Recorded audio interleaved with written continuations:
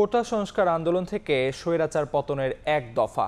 পুরো জুলাই যাত্রা ছিল চরম উৎকণ্ঠা, আতঙ্ক আর দৃপ্ত সাহসের নাম, যেটির ইতি ঘটে ৫ আগস্ট।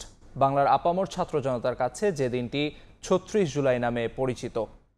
আন্দোলনের নেতৃত্বে থাকা সমন্বয়করা বলছেন, জুলাইয়ের মাঝামাঝিতে রংপুরে আবু সাইদকে হত্যার মধ্য দিয়ে কোটি বিরোধীর মতো অরাজনৈতিক একটি আন্দোলন রূপ নেয় রাজনৈতিক আন্দোলনে। হাসান ওয়ালির প্রতিবেদন।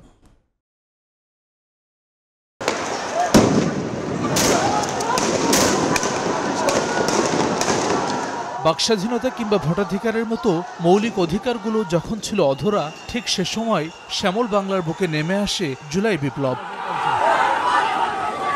কোনো রাজনৈতিক ব্যানার কিংবা পরিচিত নেতার মুখ নয়, একদল শিক্ষার্থী রাজপথে নামেন সরকারি চাকরিতে কোটা প্রথা সংস্কারের দাবিতে।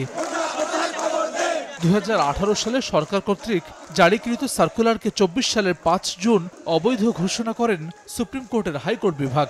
এরপরই ৫৬% কোটা বাতিলের দাবিতে ঐক্যবদ্ধ হতে থাকেন শিক্ষার্থীরা। ২৪ দিনের বিরতির পর ১ জুলাই কোটা বাতিলের নির্বাহী আদেশের দাবিতে শুরু হয় আন্দোলন। মুক্তিযোদ্ধাদের নাতিপুতিরাও পাবে না, তাহলে কি রাজাকারের নাতিপুতিরা পাবে? বলা চলে, অহিংস একটি আন্দোলনকে বিক্ষুব্ধ করে শেখ হাসিনা নিজেই। জুলাইয়ের এক একটি দিন ছিল রাতের চেয়েও অন্ধকার। ওবায়দুল কাদেরের নির্দেশে ঢাবিতে শিক্ষার্থীদের উপর হামলা করে ছাত্রলীগ। ১৬ জুলাই বেগম রোকেয়া বিশ্ববিদ্যালয়ে পুলিশের গুলিতে আবু সাইদ নিহত হওয়ার মধ্য দিয়ে রাজনৈতিক চরিত্র পায় গোটা আন্দোলন। আন্দোলনের এ পর্যায়ে এসে শিক্ষার্থীদের সঙ্গে যোগ দেয় সব শ্রেণী পেশার মানুষ। বুলেট উপেক্ষা করে ঝাঁকে ঝাঁকে মুক্তিমুখীন জনতা নেমে আসেন রাজপথে। আমরা এক দফার সিদ্ধান্তে উপনীত হয়েছি। ৩ আগস্ট শহীদ মিনারে এক দফার ঘোষণা দেন নাহিদ ইসলাম। ৫ আগস্ট দেশ ছাড়তে বাধ্য হন শেখ হাসিনা। ৩৬ দিনের রক্তক্ষয়ী আন্দোলনে ১৫০০০-এর বেশি মানুষের আত্মত্যাগে স্বৈরাচার মুক্ত হয় বাংলাদেশ। শুরু হয় নতুন ইতিহাস। আন্দোলনের অন্যতম সমন্বয়ক হান্নান মাসুদ বলছেন, ১৭ জুলাই ঢাকা বিশ্ববিদ্যালয় সহ বিভিন্ন ক্যাম্পাস থেকে ছাত্রলীগকে বিতাড়িত করার মধ্য দিয়ে শুরু হয় শেখ হাসিনার পতন। আমাদের কাছে সবসময় স্বপ্ন ছিল, কোনো একটা সুযোগ আসলে অবশ্যই শেখ হাসিনার পতনের দিকে আমরা আগাবো। ১৬ তারিখ দিবাগত রাতে যখন ছাত্রলীগকে বিভিন্ন ক্যাম্পাস থেকে তাড়িয়ে দেওয়া হয়, তার মধ্য দিয়ে কিন্তু শেখ হাসিনার পতনের প্রথম ধাপ শুরু হয়ে যায়।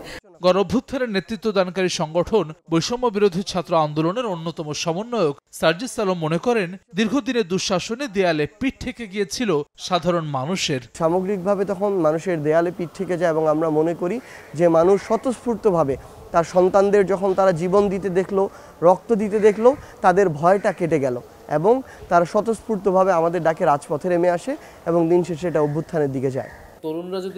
গণঅভ্যুত্থানের প্রধান মুখ নাহিদ ইসলাম উত্তাল সেই সময়ের স্মৃতিচারণায় বলছেন, জুলাইয়ের অংশীজনদের অনৈক্যের কারণে বৈষম্যহীন সমাজের আকাঙ্ক্ষা পূরণ হয়নি এখনো, তবে হাল ছাড়তে রাজি নন তিনি। আশা করেছিলাম রাজনৈতিক দলগুলা ঐক্যমত থাকবে, সবাই একসাথে এই কাজটা এগিয়ে নিয়ে যাবে, কিন্তু এজেন্ডাগুলো ভাগ হয়ে যায়, অনৈক্য তৈরি হয়েছে, ফলে প্রত্যাশা পূরণ হয় নাই। এই যে আমরা বলতেছি জুলাইয়ের আকাঙ্ক্ষা পূরণ হয় নাই বা একটা হতাশা আসলে আছে সবার ভিতরে, এটাই প্রমাণ করে যে জুলাইয়ের আকাঙ্ক্ষাটা অনেক বড় ছিল।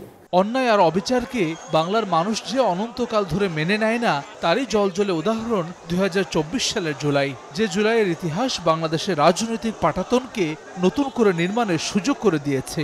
এখন দেখার বিষয়, নতুন বন্দোবস্তের পথে কতটুকু হাঁটতে পারে বাংলাদেশ। হাসান ওয়ালি, সময় সংবাদ, ঢাকা।